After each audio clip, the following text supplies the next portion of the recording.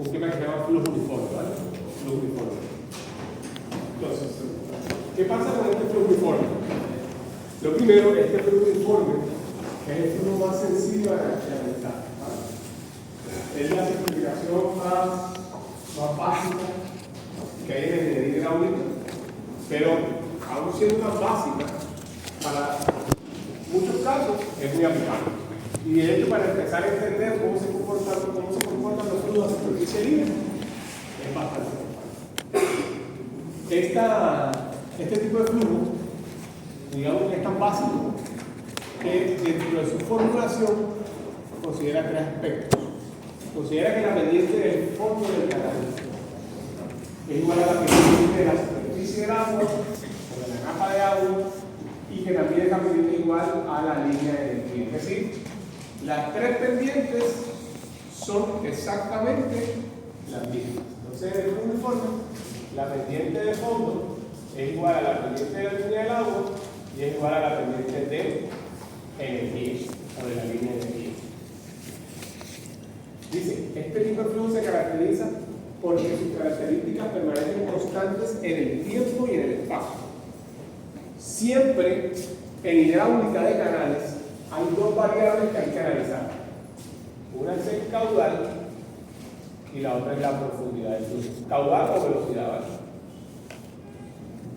Entonces, el caudal y la profundidad del flujo son las únicas variables que se analizan en este tipo de problemas. ¿Y saben qué pasa ahí? En el flujo uniforme, tanto el caudal como la profundidad del agua son constantes en todo tiempo y en todo espacio. Eso no es real. ¿Cierto? ¿Por qué no es real eso? Porque cuando usted ve, por ejemplo, una creciente de un canal, ¿cierto? Usted empieza a ver que el canal está vacío y de repente la vuelve a destruir y llega a su nivel máximo, causa inundación, de repente cesa el agua cero, empieza a bajar los niveles y se seca todo, ¿verdad? Esa es la realidad. Pero aquí vemos que eso no está pasando. ¿Por qué no está pasando? Porque aquí hay una suposición. Supongamos que cuando se presentó ese aguacero, la creciente que ocurrió fue esta. Entonces, cuando uno toma ese tema del flujo uniforme, uno está diseñando con este valor máximo. Entonces, uno está asumiendo que en todo tiempo se va a presentar ese valor máximo, lo cual no es real, pero claramente está por el lado de la seguridad. ¿Vale? Entonces dice que este tipo de flujo, la velocidad y la profundidad permanecen constantes en el tiempo y el espacio. ¿Qué quiere decir eso? Como son velocidad y tiempo, ¿verdad? Dice que la variable tiene un componente en velocidad y en tiempo. ¿Qué significa eso? Si eso no fuera constante, yo digo que la profundidad varía en el espacio. ¿Qué quisiera decir eso? Aquí tengo la profundidad del agua, acá tengo otra, acá tengo otra, ¿cierto? Acá, ¿cómo es la profundidad del agua? Constante, es la misma. O sea, el día que tengo aquí es el mismo que tengo acá y es el mismo que tengo acá. Eso sería en el espacio. ¿Y en el tiempo qué significaría? Que si yo estoy en este punto, a la hora 1, tendría un valor por aquí. A la hora 2, otro valor por aquí. A la hora 3, otro valor por aquí. Aquí, como independientemente de la hora, ¿cómo es la profundidad y la velocidad? Constantes. O sea, en otras palabras, esto que traduce que la derivada parcial del caudal con respecto al espacio, ¿cuánto tiene que ser? 0. La derivada parcial del caudal con respecto al tiempo, ¿cuánto tiene que ser? 0. La derivada parcial de la profundidad con respecto al espacio, ¿cuánto tiene que ser? Y la derivada parcial de la profundidad con respecto al tiempo, ¿cuánto debe ser? 0. Todas las derivadas parciales son 0, porque estamos frente a la presencia del flujo uniforme. Entonces, ese es el flujo uniforme. ¿Listo?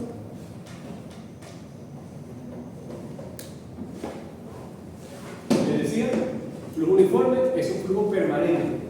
Permanente es sinónimo de decir que el caudal es constante. ¿Vale? La pendiente de fondo es constante también. Es decir, en este tipo de flujo estamos asumiendo que el fondo del canal permanece constante. ¿Vale? La profundidad no varía en el espacio. La profundidad no varía en el espacio, por lo que ya es constante. ¿Eso qué quiere decir? Que si esto vale Y1, ¿cuánto vale esta Y? ¿Ya no es igual a quién? Y1. A Y1. Y en general, Y sub n es igual a Y2, es igual a Y1. ¿Sí? Todas son iguales. Las tres pendientes, ¿cómo son? La pendiente de fondo es esta. ¿Cómo miden ustedes esa pendiente de fondo? ¿En un canal cómo lo miden? Un nivel. Tomando la profundidad. ¿La profundidad de qué punto? Del fondo del canal, ¿cierto? 2 puntos por topografía aquí. Por acá. La pendiente de la línea del agua, ¿cómo la miden? ¿Ah? Esta pendiente del agua, ¿cómo la miden? Midiendo la altura del agua del canal. Exacto. O la cuota esta aquí, ¿cierto? Como lo quieras ver, ¿sí o no? Y la pendiente de la línea de energía, esa no la puedes medir. ¿Vale? O por lo menos puedes medir estas dos. ¿Estamos de acuerdo?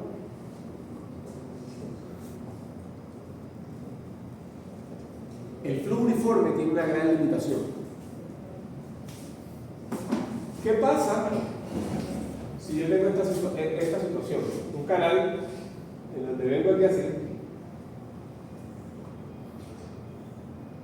Aquí tengo una pendiente y luego aquí tengo una pendiente igual a 0.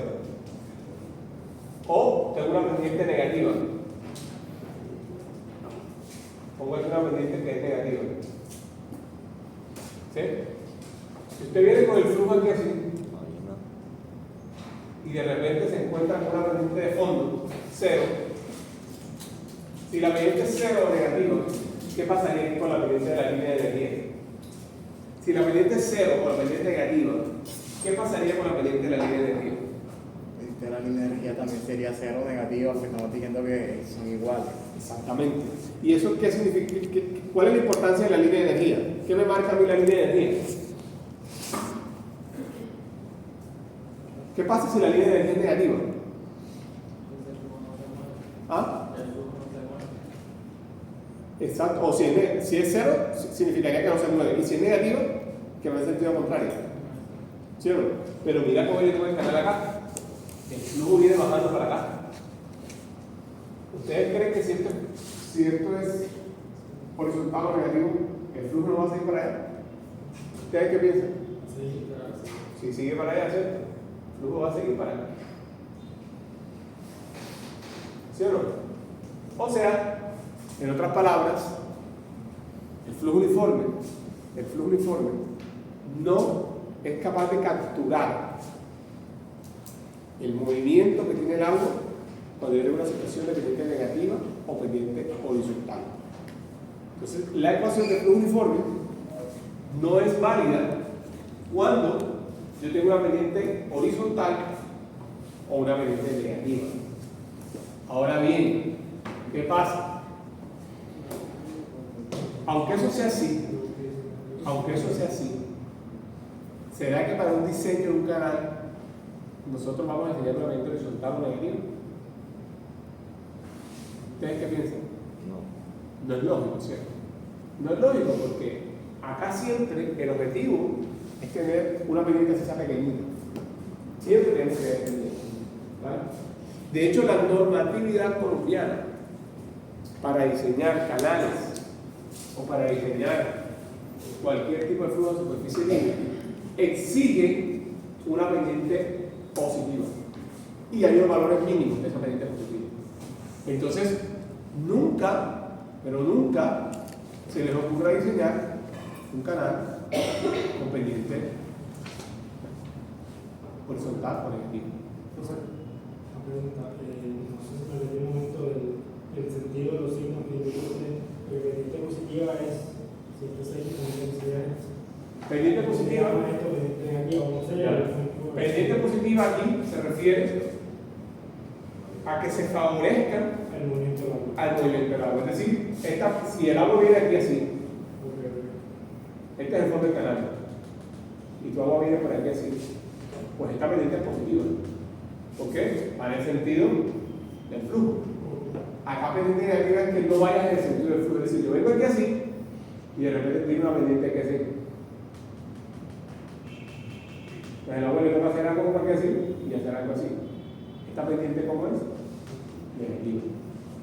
¿Por qué? Porque va contrario al sentido del flujo. Y todo lo positivo es lo que vaya a favor del sentido del flujo. ¿Vale? Dice aquí, cuando la pendiente de fondo es cero o negativa, significa que la pendiente de fricción es nula y que no hay pérdida de energías en el flujo. ¿Vale?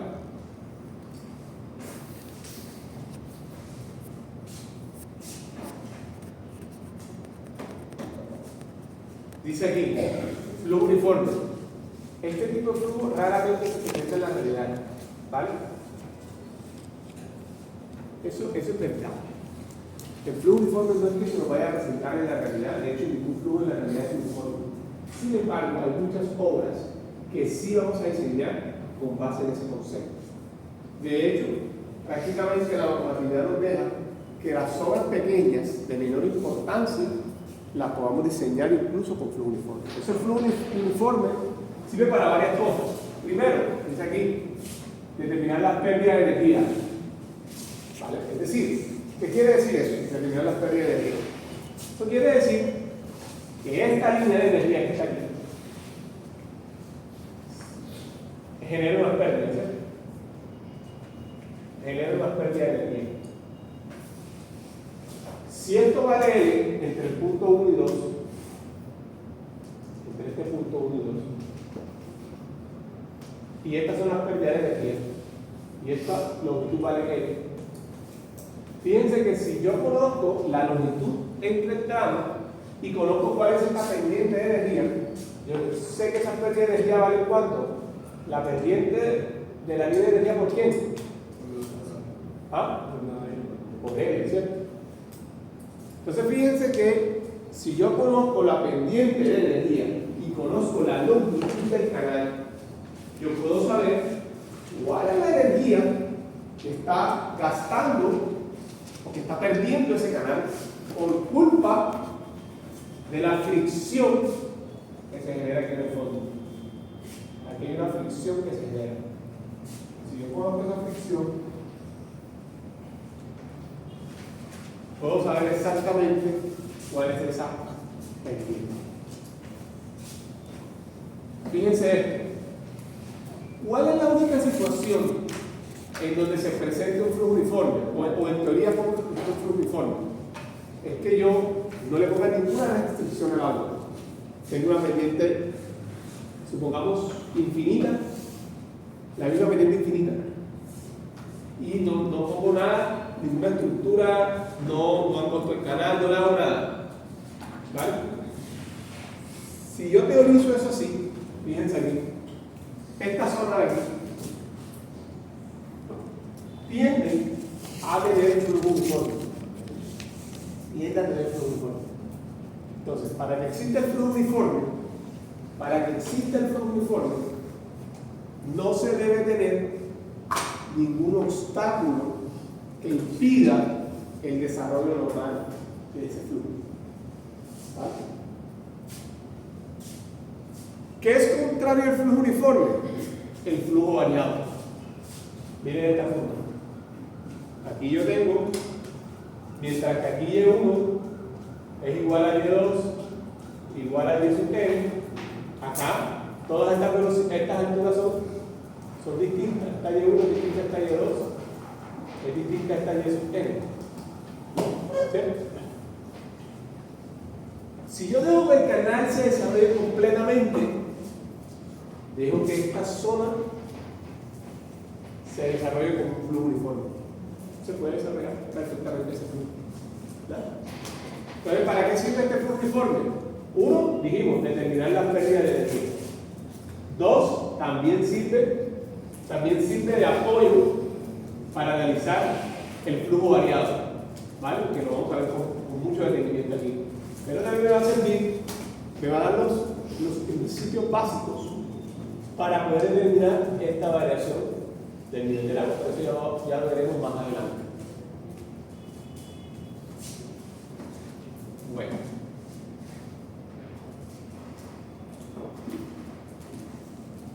¿Qué pasa? Cuando se analiza el flujo uniforme, ¿qué es lo que tenemos? ¿Qué es lo que vamos a considerar? Lo primero, vamos a considerar un nivel de referencia siempre. Un nivel de referencia. Y cuando yo tengo un canal, yo lo que voy midiendo son las cotas de fondo del canal. ¿Cierto? O sea que las cotas de fondo del canal son valores conocidos. ¿Cierto? Las cotas de fondo del canal son valores conocidos. No sale el fondo. Una rayita para que se vea. El fondo del canal, este es el fondo del canal. Pongan una rayita a las presentaciones y a lo que imprimieron, que sea que sea el fondo del canal. Como el flujo es uniforme, tiene ese fondo del canal. Y la pendiente de fondo es igual a la pendiente de la superficie del agua. Y es igual a la pendiente de la línea de energía o la pendiente de fricción. ¿Verdad? Ya sabemos que esta Y1 es igual a ¿quién? A esta Y2. Si la pendiente del fondo es la misma y la velocidad es la misma, ¿cómo es la altura de velocidad? El 1 con respecto a 2. Igual.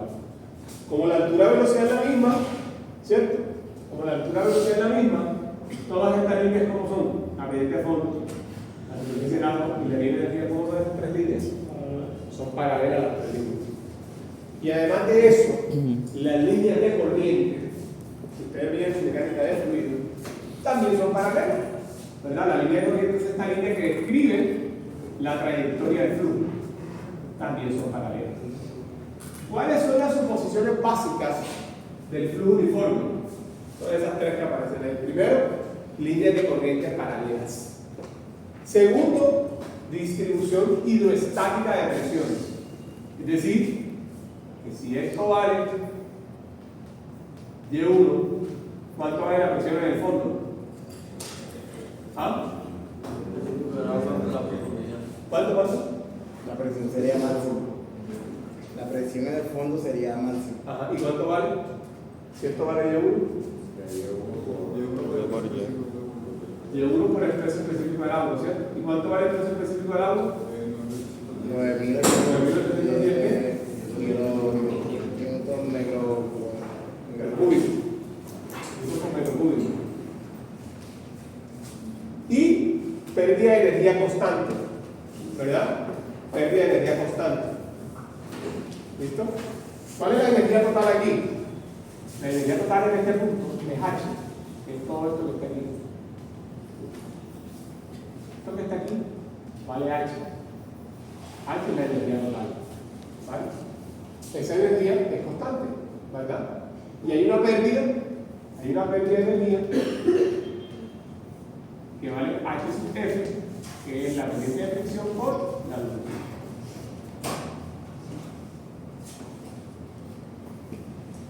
Preguntas hasta ahí. Preguntas.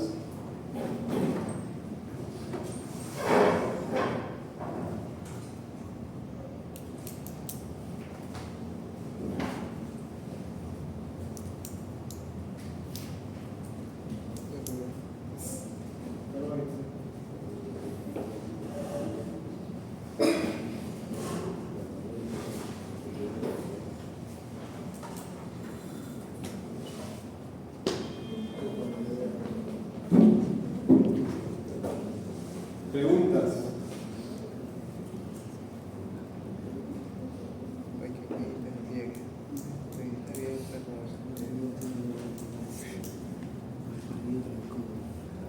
Porque hay paro en Mamonal. Todos los carros también en Mamonal.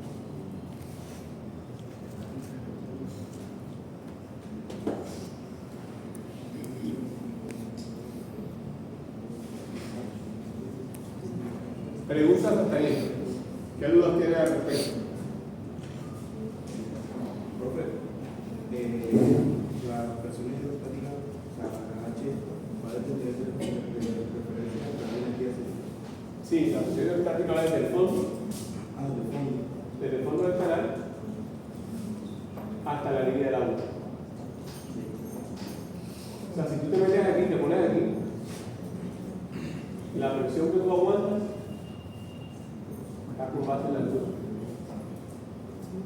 Entre más te metes, más presión tiene que soportar tu cuerpo, ¿sí o no? Por eso que tienes que meterte con cuidado. La gente que se mete muy de fondo, pues tiene que tener mucho cuidado con la presión. ¿Cuál es la presión?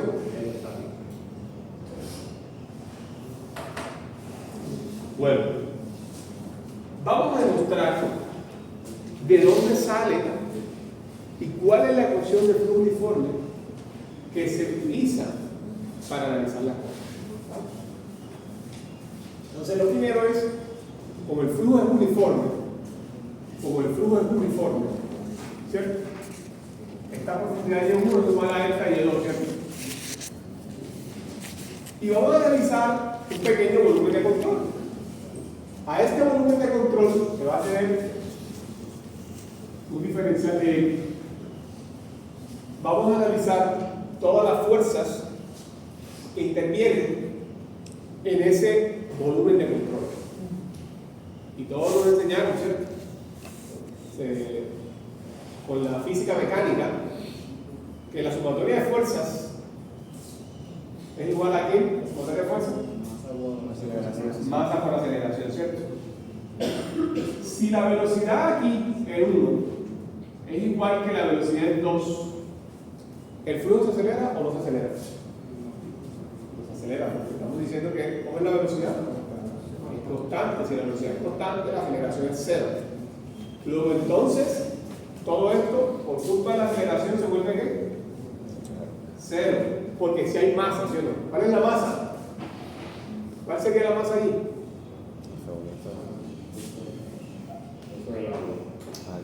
La masa del agua. Exactamente.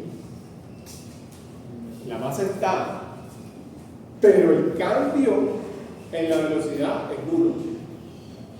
Entonces aquí asumimos este análisis que vamos a hacer, se va a considerar que la pendientes de fondo son pendientes bajas, dice aquí menores a 6 grados, para que se cumpla la ley de presión hidrostática. De hecho, el 99% de los canales que nosotros vamos a diseñar o vamos a tratar con ellos van a ser precisamente menores a 6 grados, ¿vale? Entonces tenemos esto, ¿verdad? ¿Qué fuerzas intervienen aquí? Hay una fuerza de presión que intenta acelerar este fluido que le llamamos F1. Y hay una fuerza de presión que intenta desacelerar el fluido que le llamamos F2. ¿Vale? ¿Qué otra fuerza está aquí? Tau. ¿Qué es Tau? El esfuerzo cortante, la fricción en el fondo que se opone a quién? Al movimiento del fluido. Y la otra fuerza que interviene en quién es el peso. El peso. ¿Cierto? Y el peso es una fuerza que intenta acelerar o desacelerar el fluido. Desacelerar. Acelerar el fluido. El peso tiende a acelerar el fluido. ¿Y la fuerza de fricción qué tiende a hacer? A desacelerar. ¿Cómo actúa la F2? O sea, ¿está comprimiendo o...? Se está poniendo en movimiento. ¿Vale?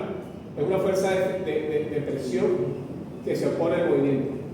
Pero Siempre. Siempre que esté. Siempre, claro. O sea, suponte que ahora tú no tienes flujo uniforme, sino tienes estas condiciones que siguen. Tienes aquí una fuerza de presión mayor y aquí una menor. Pero siempre vas a tener una fuerza de presión que se opone al movimiento. ¿Vale? Si yo hago la sumatoria de esas fuerzas, miremos qué es cada una de esas fuerzas. Dice, como las profundidades y las áreas en cada sección son iguales, ¿qué le pasa aquí a la fuerza de fricción, de presión?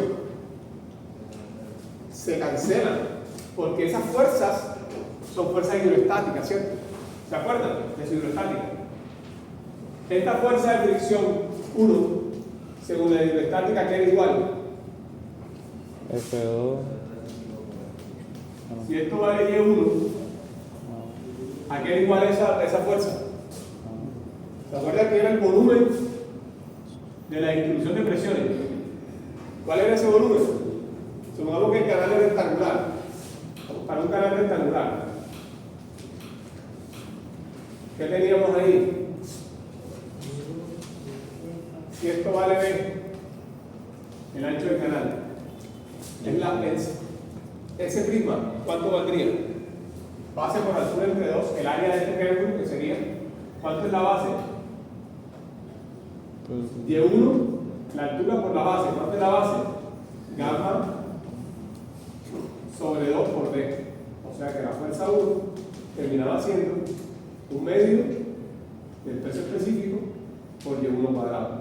¿Sí se acuerdan? De su mecánica fluida. Esa era la fuerza hidroestática que está intentando acelerar el fluido. Es el volumen de este prisma que aparece aquí. Pero la fuerza 2 es igual a esa, ¿cierto? Porque la profundidad del flujo es igual a qué? Es la misma, a Y1. Entonces, ¿qué me queda? Que esas dos fuerzas son iguales.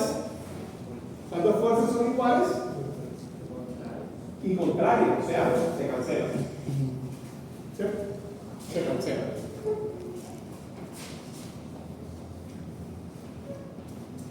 El peso del fluido. ¿A qué es igual el peso del fluido? El peso del fluido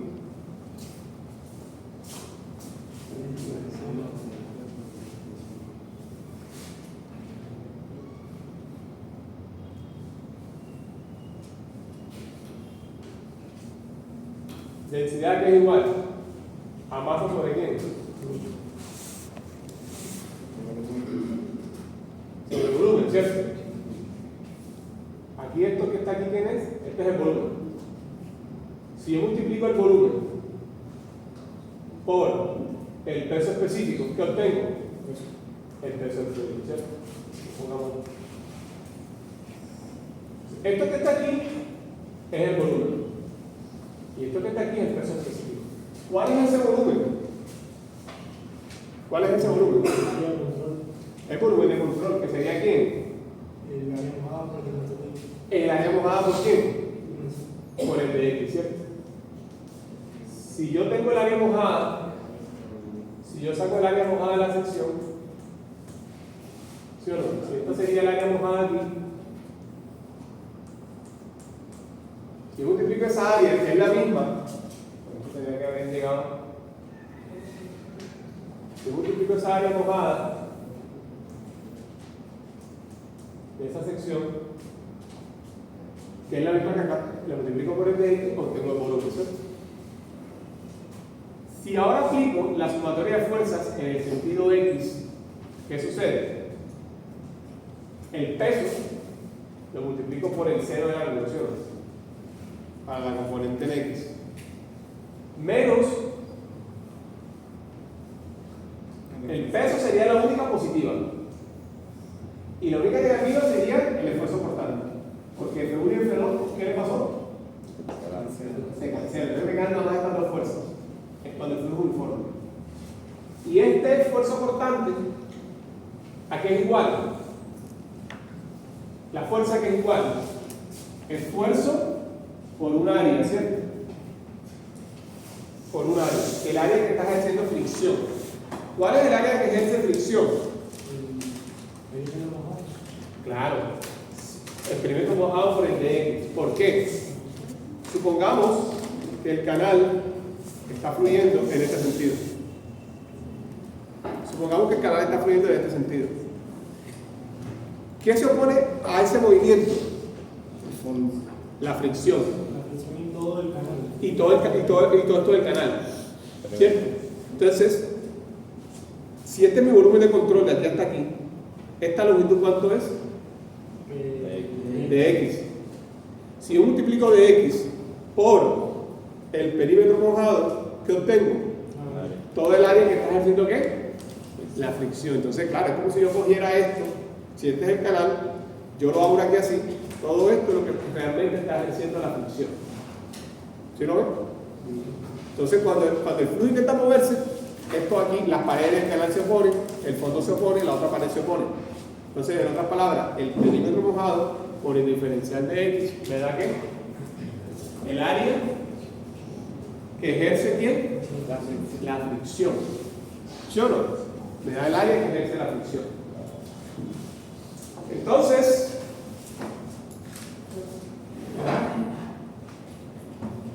preguntas hasta allí.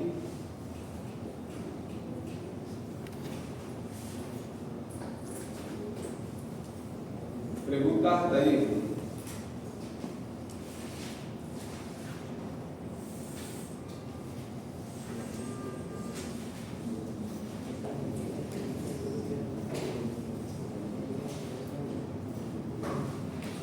Vale, entonces, si yo les dejo esto, me queda que K sub 0 por perímetro mojado por dx igual al peso específico del agua por área por dx por el cero del ángulo. Dice que esta ecuación sirve para describir el flujo uniforme en el cual existe un balance entre las fuerzas que intentan acelerar el flujo gravitacionales. En otras palabras, la fuerza gravitacional es dada por quién. En este caso, la fuerza gravitacional que intenta acelerar el flujo es dada por quién en este caso. Pendiente, ¿no? Por la pendiente, sí, y particularmente por cuál de los términos que vimos. El peso específico del agua. Por el peso.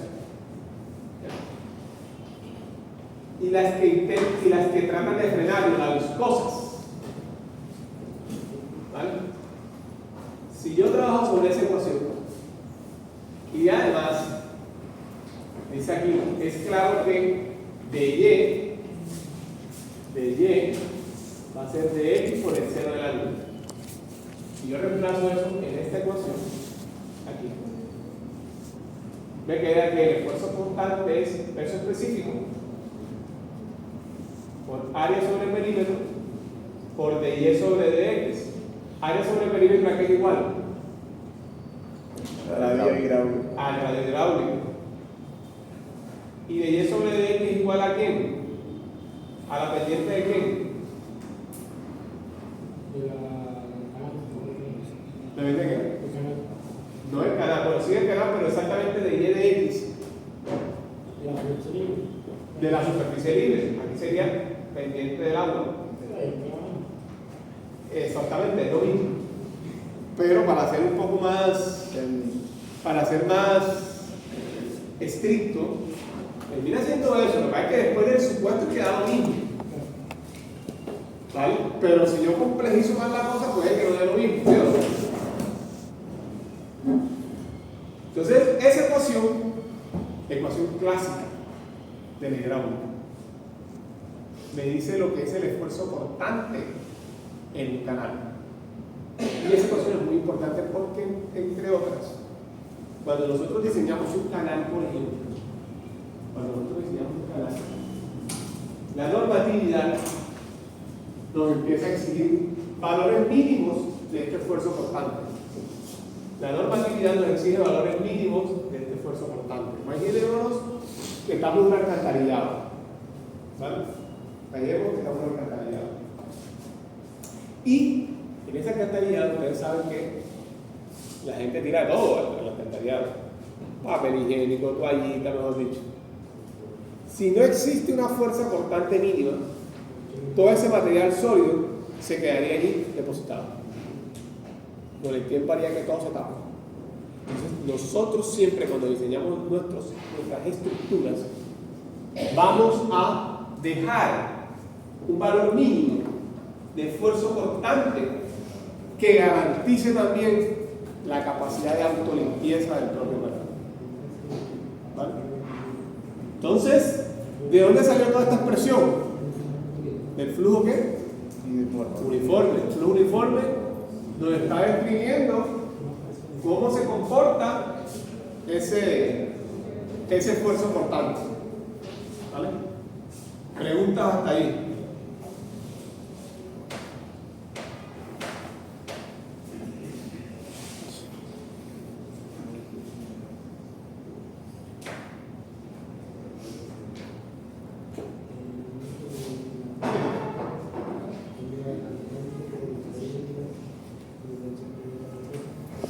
Preguntas hasta ahí.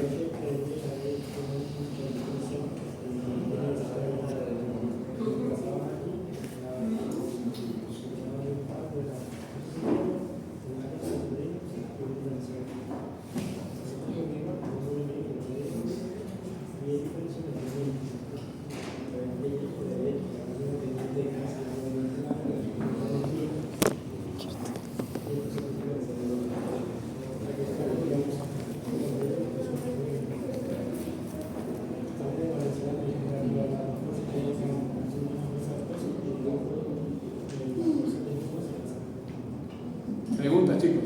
Ahí.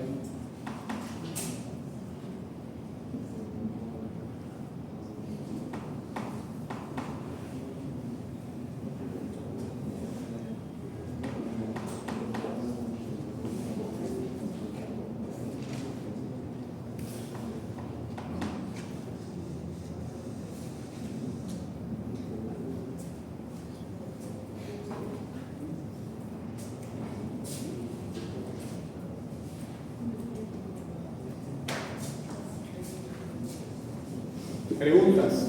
Pero ¿puedo explicar los términos del esfuerzo cortante? Sí. Este que está aquí es ¿quién? El peso específico de la El obra. peso específico de la bomba, ¿vale? 9.810 newton por metro cúbico, ¿cierto? Este que está aquí, ¿quién es? El radio hidráulico, ¿cierto? Si tú tienes una sección transversal, sacas el área y sacas el perímetro mojado, ¿cierto? ¿Cierto? Y este que está aquí, ¿quién es? La pendiente, que en este caso puede decir que es la pendiente de fondo, o la pendiente del agua, que es paralela. Cualquiera de los dos. Es la misma. Y con eso tú calculas que el esfuerzo cortante que se genera en el fondo del canal. Bueno, vamos a ver cómo salen las ecuaciones de resistencia fluida que se utilizan para modelar este tipo de canales, ¿vale?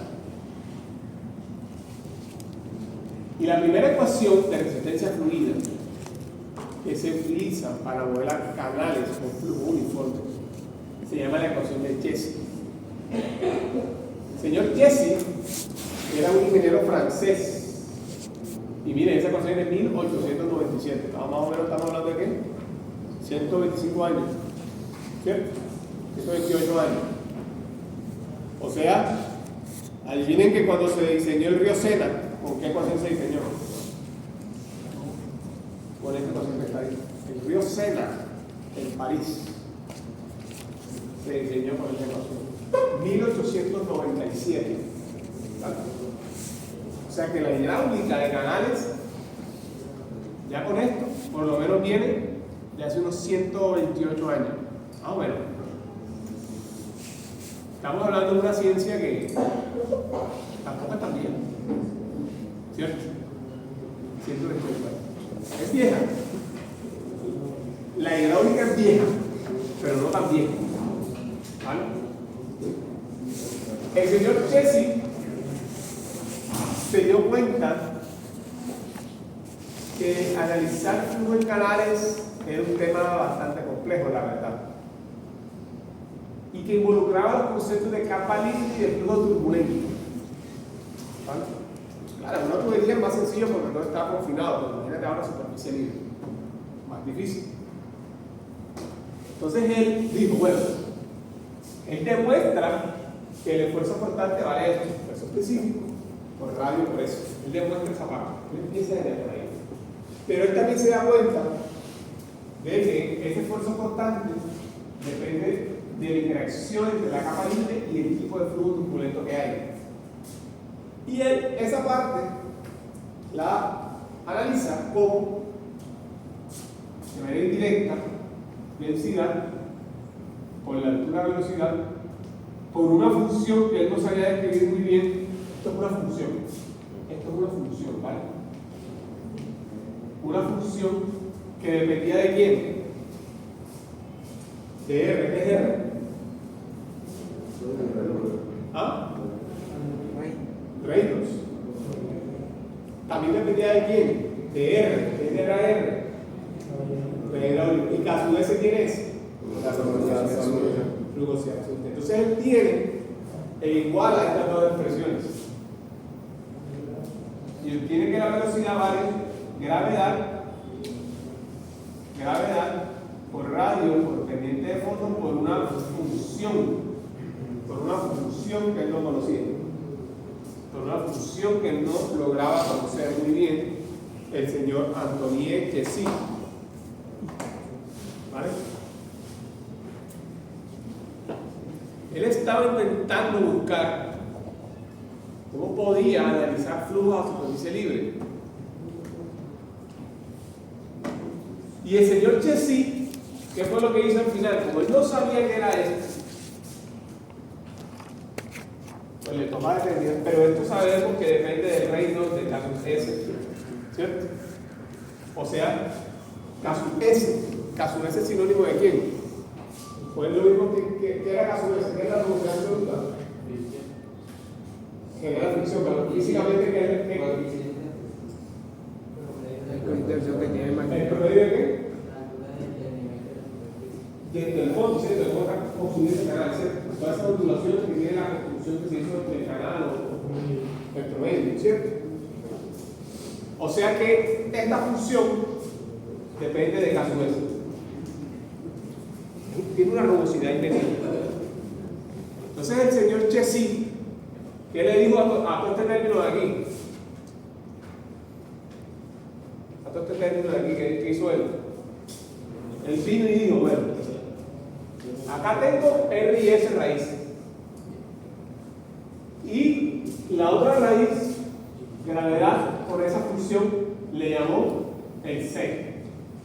Y adivinen cómo lo bautizó, ¿saben quién? C de Jessie, porque si lo investigó, pues lo pone su nombre, ¿sí? ¿Sí o no? Si hubiese sido Ordóñez el que hizo eso, le hubiese puesto qué letra. La O de Ordóñez. Entonces la gente no hubiese dicho el C de Jessie, sino la O de Ordóñez, pero no fue así, ¿cierto? Ya está investigado otras cosas. ¿Ah? La O hubiese quedado bien. A mí sí me hubiese quedado parecida. Si hubiese sido el C de Coronado, no, pues C de Jessie. Entonces el señor Jessie, ese C de Jessie, ¿con quién se relaciona el C de Jessie? Con la velocidad absoluta. O sea, el C de Jessie es una medida indirecta de quién? De la velocidad. Entonces, si yo tengo un canal de concreto, ¿será que ese canal de concreto tendrá el mismo porcentaje de rugosidad de una tubería plástica? No, son valores completamente distintos. ¿Vale? Son valores completamente distintos. ¿Sí?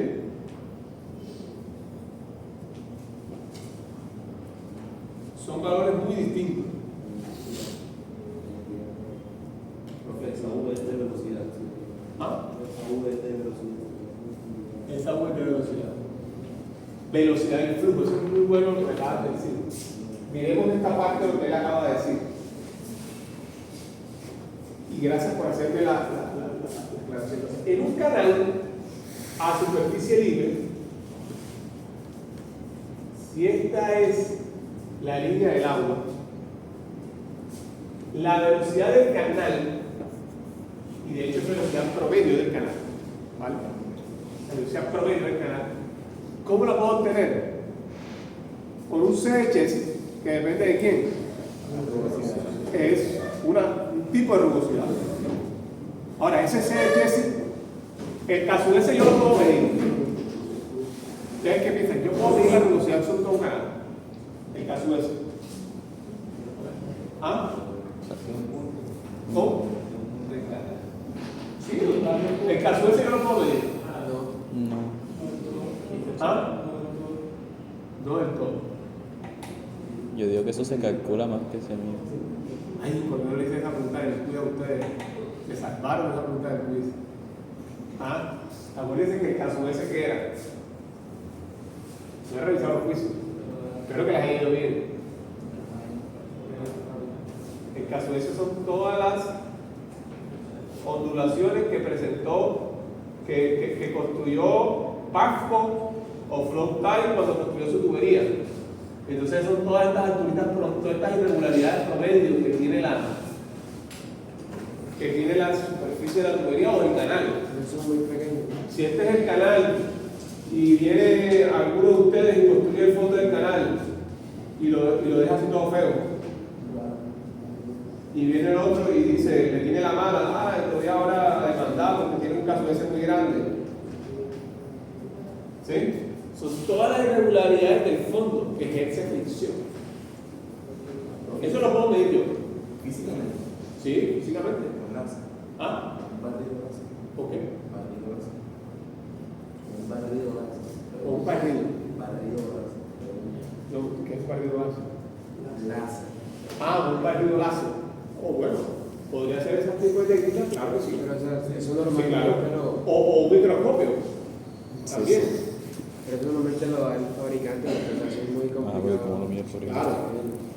Si tú estás hablando de una tubería, los fabricantes, como ya tienen, unas especificaciones técnicas.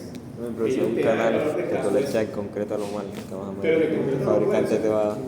En concreto, no es lo mismo la flopaleta que tú vas a tirar allá en el sur de Bolívar a la que te toca tirar por aquí.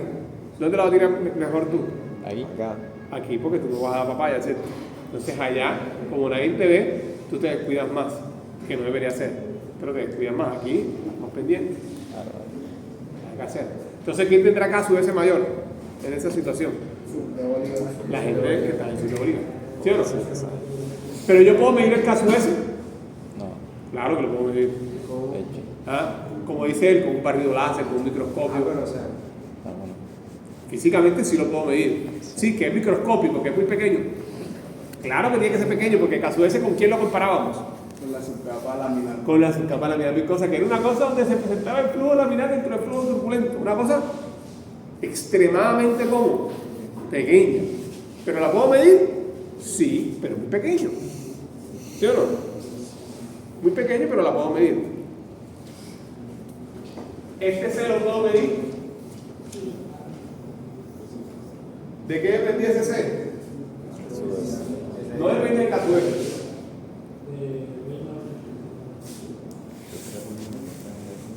De tres cosas. ¿Será que ese yo lo puedo medir? A ver si está. ¿Ah? el número de ritmos sí, el radio también y la capacidad también. Pero ¿y la combinación de esos tres? Ahí sí quedó. Porque no está definida la función. No está definida. Entonces el caso ese es una medida indirecta de la nubosidad, pero que yo no puedo medir. No la puedo medir. Esa sí no la puedo medir. ¿Vale? Y entonces cuando diseñamos canales, la norma ni nada quedó en función, nada quedó en función de caso ese, nada, prácticamente. Todo quedó en función del CHS o de otra cosa que vamos a ver ahorita. ¿Vale? Entonces, ¿qué pasa? Que aunque yo pueda medir el caso ese, el C no lo puedo medir. ¿Cierto? Y entonces la norma suponte que a mí me dice que establece un valor. Está, tanto. Y ahora tú vienes y construyes por allá en el sur de Bolívar, feo, que no debiste de construirlo, pero lo hiciste, supongo. Yo sé que el caso ese como es, grande. Pero la norma está en función del C. ¿Cierto? La norma está en función del C. Pero el C yo no lo puedo medir. Entonces alguien te demanda, no, que tu C es muy grande. ¿Cómo lo medís? ¿Cómo lo compruebas tú? Ahí sí se puso la cosa como en un tono gris. ¿Sí o no? Porque aunque yo sé que es la verdad, la norma me está dando unos valores distintos que no puedo medir. Porque lo único que podemos medir, ¿quién es? Entonces, si viene el día de mañana un desadaptado social, ¿sabes? Y les dice a ustedes que construyeron mal, que ustedes armaron su licitación perfecta, todo salió bonito, y entonces vienen y tú colocas que tú seas tanto, y entonces el tipo te dice, pero es que esa zona, la construcción, la gente no construye tan bien, entonces tu C no va a ser tanto, sino va a ser un 20% adicional. Tú le dices, espera, tú que simplemente crees el centro no lo puedes medir, se acabó la discusión, porque hay gente que se pone por esas cosas. ¿Ya? Uno se encuentra todo aquí. ¿Listo? Entonces, ¿ustedes qué tienen que hacer? Prepararse también que cuando te sacan esos payasos también a veces, que salen, usted sepa pararlo. Y si usted no está bien parado, se lo lleva. Bueno, entonces aquí el C es una medida indirecta de la rugosidad y no se puede medir. ¿Qué más hizo el señor Jesse? ¿Qué más hizo el señor Jesse? El señor Jesse relacionó su ecuación con esta ecuación de Darcy-Weisbach que ustedes vieron en su curso de mecánica de fluidos, ¿cierto? Que esta ecuación que está aquí, ¿qué era F? ¿F qué era? El factor de fricción. ¿Y dependía de quién? De material. ¿De material se tipifica por qué letra? ¿Con quién? Caso S. Aquí está esta función de caso S. Del número de Reynolds, de todo eso, ¿cierto? Entonces el señor Jesse iguala esta ecuación con esta ecuación. Entonces vamos a igualar estas dos ecuaciones. Entonces, para igualar estas dos ecuaciones, ¿verdad? Factor de fricción F, L, diámetro, B cuadrado sobre 2G. Despeja aquí B cuadrado. Acuérdense que la pendiente de fricción aquí era igual a la altura de fricción sobre la longitud, ¿cierto? Lo vimos aquí, ¿verdad? Que yo solo despejé H sub F igual a qué? A H sub F por L, ¿cierto? Te lo puse ahorita. Entonces igualamos eso. Y independientemente de donde esté el nivel del agua, siempre vamos a tener que el radio hidráulico que va a ser igual a D sub 0 sobre 4. Eso lo demostramos la vez pasada, ¿verdad? D sub 0 sobre 4. Entonces despejo las ecuaciones, igual a la ecuación de Darcy por la ecuación de Jesse, igual a las dos ecuaciones. Y yo tengo que el C de Jesse aquí es igual a 8 veces la gravedad sobre el factor de fricción. Si yo analizo eso así, me doy cuenta que en el sistema internacional el C de Jesse tiene unas unidades. ¿Cuáles son las unidades del C de Jesse? Metros a los medios sobre segundo. Ojo, esa coeficiente de rugosidad tiene unas unidades. Metros a los medios sobre segundo. ¿Sí lo ven? Ya sabemos que ese coeficiente de rugosidad de Jesse, de Antoine Jesse, el francés, él no puede medir ese C que es un valor indirecto. ¿Vale? Que determinó que al final con experimentación. O sea, él después que hizo todo esto, esa demostración, en 1897, luego para superar la limitación de su ecuación, hace muchos experimentos en canales. Entonces dice, tal canal con tal característica va a tener un C, tal canal con tal característica va a tener otro C, y así sucesivamente.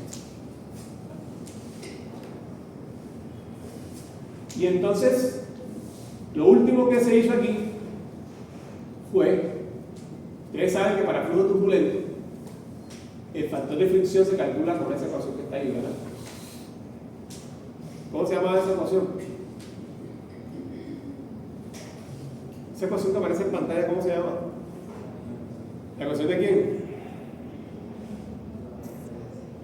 De Colliwood, ¿no se acuerdan? Colliwood and White. Esa es de mecánica fluida. Esta ecuación, Colliwood Es para calcular quién, el factor de fricción, ¿verdad? Y aquí la vamos a utilizar para saber cómo varía el CHS. Entonces tengo esta ecuación y ustedes saben que se vale esto. Entonces reemplazo eso en esta ecuación y tengo que el CHS vale menos 2 veces 8 veces gravedad, logaritmo en base 10 de rugosidad absoluta, radio hidráulico, que vale de sub 0 entre 4, aquí está, 2.51 CHS, Reynolds, raíz de 8 veces la gravedad. Sigo reemplazando CHS, velocidad sobre raíz de R por S, y Reynolds, velocidad, diámetro, viscosidad. Velocidad, diámetro es 4 veces radio. Reemplazo esa ecuación y obtengo esta ecuación que está ahí, que les presento en pantalla. Es la única ecuación físicamente basada que existe en canales. Repito, esa ecuación que está en pantalla es la única ecuación físicamente basada en canales que representa el caudal transportado por ese canal. Entonces, ese caudal transportado que es igual a menos 2 veces el área mojada, 8 veces gravedad, radio hidráulico, pendiente de fondo, logaritmo, caso S, R, 251, viscosidad cinemática, 4 veces R, 8 veces gravedad, radio hidráulico por S. ¿Cómo? ¿En qué momento habíamos quedado de ese algo? Claro, aquí mira. Cuando el señor Jesse demostró su ecuación por acá, recuerda que lo escribimos por acá, despejado, el despejado de R seco.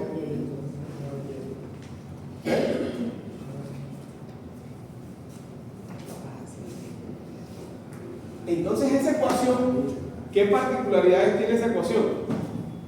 Primera particularidad de esa ecuación: al ser una ecuación físicamente basada, me representa tanto el comportamiento de los flujos turbulentos hidráulicamente lisos como los flujos turbulentos hidráulicamente rugosos. Entonces, cada vez que usted aplica esa ecuación, a usted no le interesa si el canal va en un canal de concreto o el canal está trabajando sobre un plástico. ¿Por qué no le interesa eso? Porque la ecuación te permite aquí calcular las diversas zonas del flujo que están ocurriendo ahí. Entonces, esa ecuación está en pantalla. Es la única ecuación físicamente basada y sirve para analizar flujos con contornos, con flujos turbulentos hidráulicamente lisos y flujos turbulentos hidráulicamente rugosos. Sirve para las dos situaciones. Sirve para los dos escenarios. Entonces, usted ahí cuando aplica esa ecuación va tranquilo. ¿Listo? ¿Preguntas hasta ahí?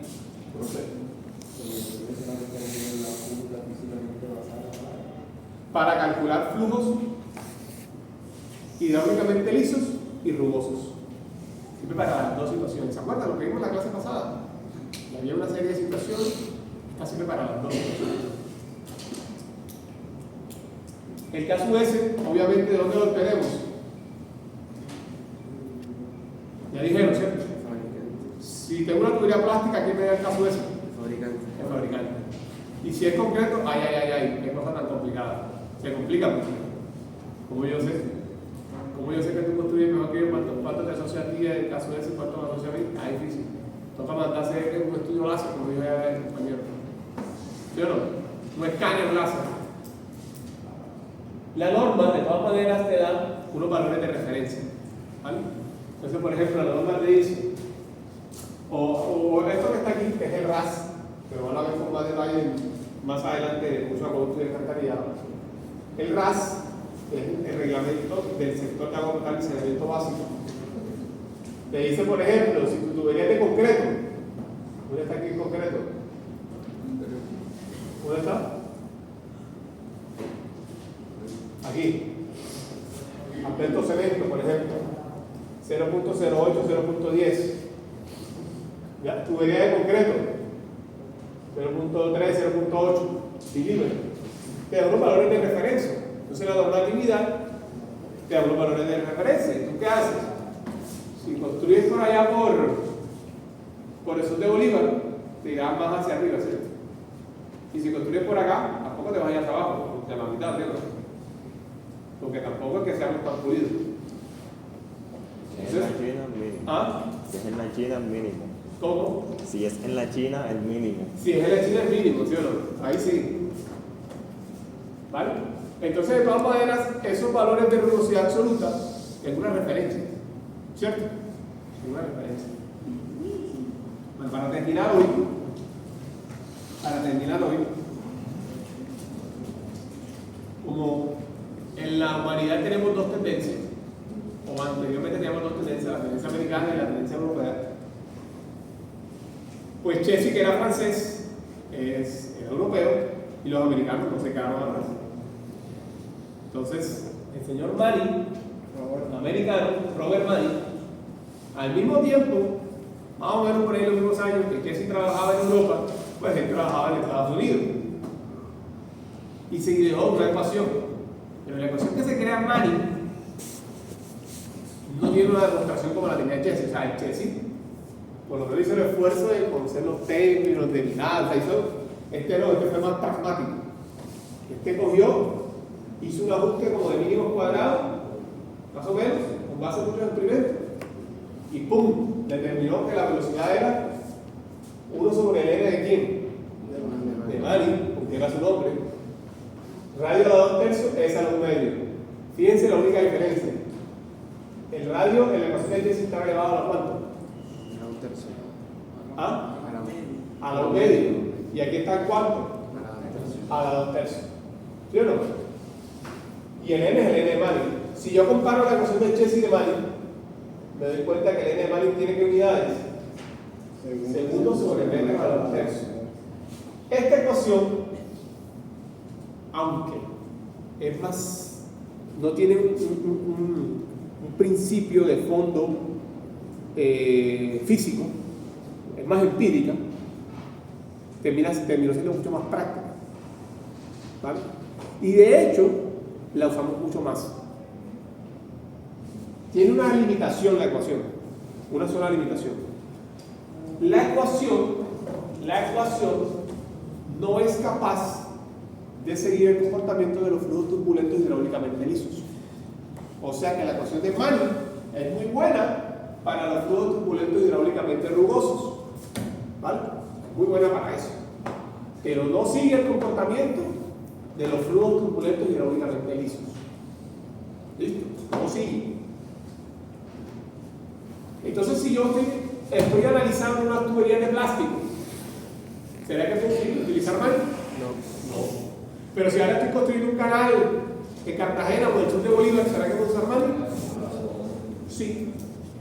Y en canales, como nuestras rugosidades son altas, ¿verdad? Adivinen qué ecuación podemos utilizar libremente. La ecuación de Manning. La ecuación de Manning es una ecuación que podemos utilizar con completa libertad en canales. ¿Vale? La podemos usar con completa libertad. Óigase bien, esta ecuación, fíjense esto, el n de Manning tiene unidades. Ojo por esto. Si esta ecuación como está escrita aquí, pongan esto aquí, está en este sistema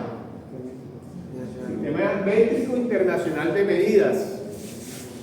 Si tú buscas el sistema inglés, aquí te va a aparecer el coeficiente 1.49.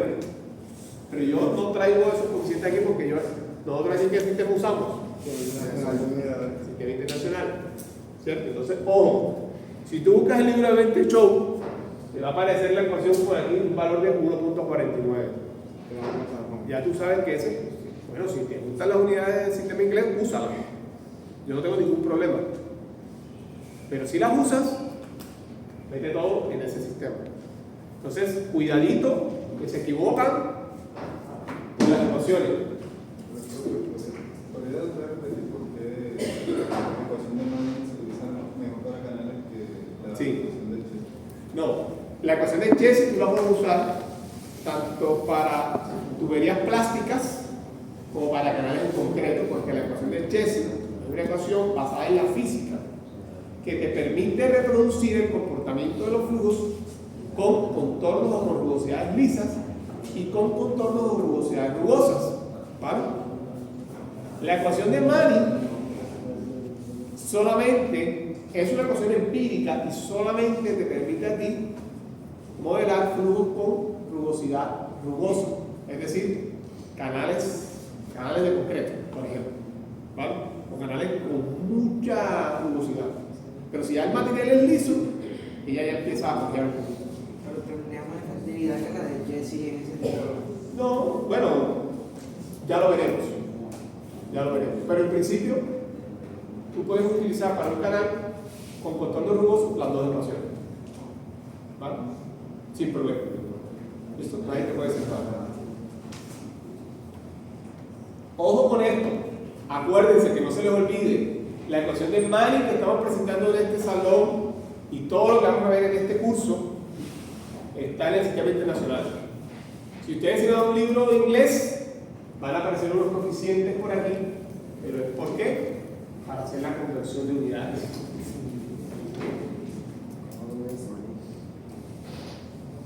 Para finalizar, pues obviamente el N de Manning está caracterizado por muchos materiales, porque ¿qué hizo el señor Manning? También empezó a medir ríos, cogió su ecuación, ¿verdad? Y el N de Manning lo calibró. Entonces dijo, si es concreto, el N de Manning vale tanto. Si es, qué sé yo, un canal destapado, el N de Manning vale tanto. Entonces vamos a tener muchas tablas, ¿verdad? En el reglamento colombiano, que es el RAS, título D, con valores de referencia del N de Manning. Todas las normas presentan valores de referencia. Algo importante para mantener en la cabeza, un valor de referencia en la cabeza, el N de Manning del concreto. Eso quiero que lo mantengan en la cabeza. Miren aquí. Vamos a ponerlo por acá, terminado con madera. Valores de Manning de concreto de referencia: 0.013, 0.016. Más o menos, sí. De pronto, si lo tiras para el sur de Bolívar, 0.020. ¿Ya? Valor de Manning de referencia: 0.015. Vamos a poner en la mano. Ese valor es la dimensión. No, o sea, a lo mejor en unidades. ¿Qué unidades tiene? Segundo sobre el negro. Demanda fija. Bien, ya saliste de la duda. ¿Sí o no? Ojo. N de Manning, valor de referencia que quiero que tengan en la cabeza: 0.015. Pongamos en la cabeza un valor: 0.015. Una tubería plástica, para que tenga un valor de referencia en la cabeza: 0.009. ¿Vale? 0.009. Un plástico. N de Manning de un plástico. Valores de referencia: plástico. Esto es un PVC. N de Manning de concreto. Valor en la cabeza. Estos son valores de qué? Valores de referencia que nunca se les olvide. No es que esos sean siempre, pero son los que quiero que tengan más o menos el orden de magnitud en tu cabeza. En tu cabeza, ese valor tiene que asimilarlo. Dime. Segundo. Ahí es segundo porque estamos hablando de unidades. Pendiente del fondo del canal. Este es pendiente del fondo del canal.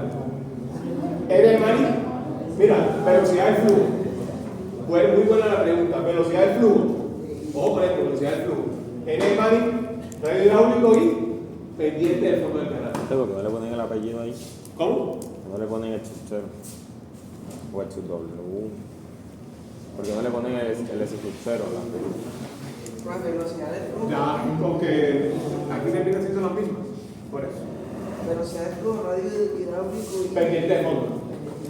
En grado. Oigan, chicos, O en radiante. tenemos parcial para finalizar la clase. ¿Tenemos parcial cuándo? El jueves. El otro jueves, ¿cierto? Bueno, este jueves